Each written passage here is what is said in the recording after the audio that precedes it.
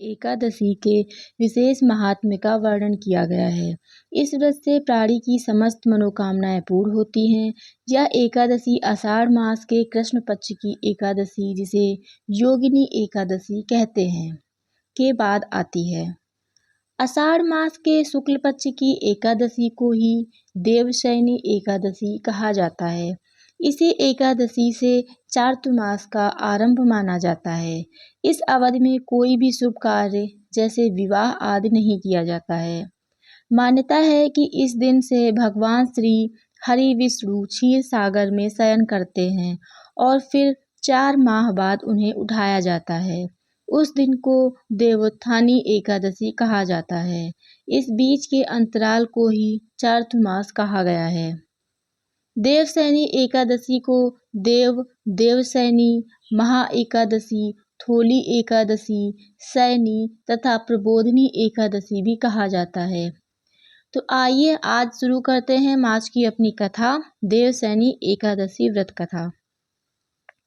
धर्मराज युधिष्ठिर ने कहा, हे केशव, आषाढ़ शुक्ल एकादशी का क्या नाम है? इस व्रत के करने की विधि क्या है और किस देवता का पूजन किया जाता है? श्री कृष्ण कहने लगे कि हे युधिष्ठिर, जिस कथा को ब्रह्मा जी ने नारद जी से कहा था वही मैं तुमसे कहता हूँ। एक बार देव ऋषि नारद जी ने ब्रह्मा जी से इस एकादशी के विषय में जानने की उत्सुकता प्रकट की। तब ब्रह्मा जी ने उन्हें बताया, सतयुग में मानधाता नाम एक चक्रवर्ती सम्राट राज्य करते थे। उनके राज्य में प्रजा बहुत सुखी थी, किंतु भविष्य में क्या हो जाए यह कोई नहीं जानता। अतः वे भी इस बात से अनभिज्ञ थे कि उनके राज्य में शीघ्र ही भयंकर अकाल पड़ने वाला है। उनके राज्य में पूरे 3 वर्ष तक वर्षा न होने के कारण भयंकर अकाल पड़ा। इस अकाल से चारों ओर त्राही त्राही मच गई। धर्म पक्ष के यज्ञ, हवन, पिंडदान, कथा, व्रत आदि में कमी हो गई।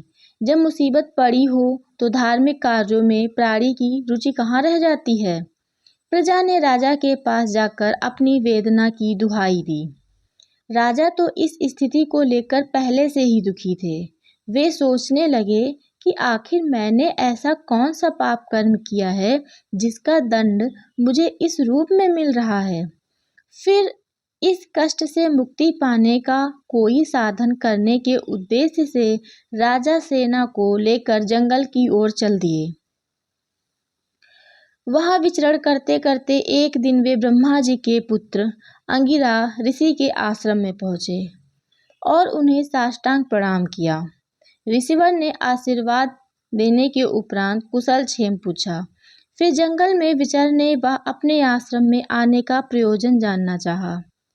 तब राजा ने हाथ जोड़कर कहा, महात्मन, सभी प्रकार से धर्म का पालन करता हुआ भी मैं अपने राज्य में दुर्भिक्ष का दृश्य देख रहा हूँ।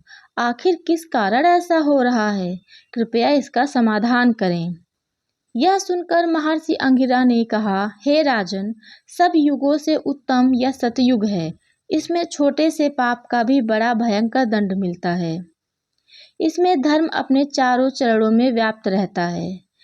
ब्राह्मण के अतिरिक्त किसी अन्य जाति को तप करने का अधिकार नहीं है, जबकि आपके राज्य में एक शूद्र तपस्या कर रहा है। यही कारण है कि आपके राज्य में वर्षा नहीं हो रही है। जब तक वह काल को प्राप्त नहीं होगा तब तक यह दुर्भिक्ष शांत नहीं होगा।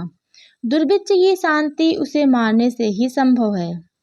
किंतु राजा का हृदय एक निरपराध शूद्र तपस्वी का समन करने को तैयार नहीं हुआ। उन्होंने कहा, हे देव, मैं उस निरपराध को मार दूं, यह बात मेरा मन स्वीकार नहीं कर रहा है। कृपा करके आप कोई और उपाय बताएं। महर्षि अंगिरा ने बताया, आषाढ़ माह के शुक्ल पक्ष की एकादशी का व्रत करें। इस व्रत के प्रभाव से अवश्य ही वर्षा होगी। राजा अपने राज्य की राजधानी लौट आए और चारों वर्णों सहित पद्म एकादशी का विधि पूर्वक व्रत किया। व्रत के प्रभाव से उनके राज्य में मूसलाधार वर्षा हुई और पूरा राज्य धन धान्य से परिपूर्ण हो गया। ब्रह्मा वैवर्त पुराण में देवशयनी एकादशी के विशेष महात्म का वर्णन किया गया है।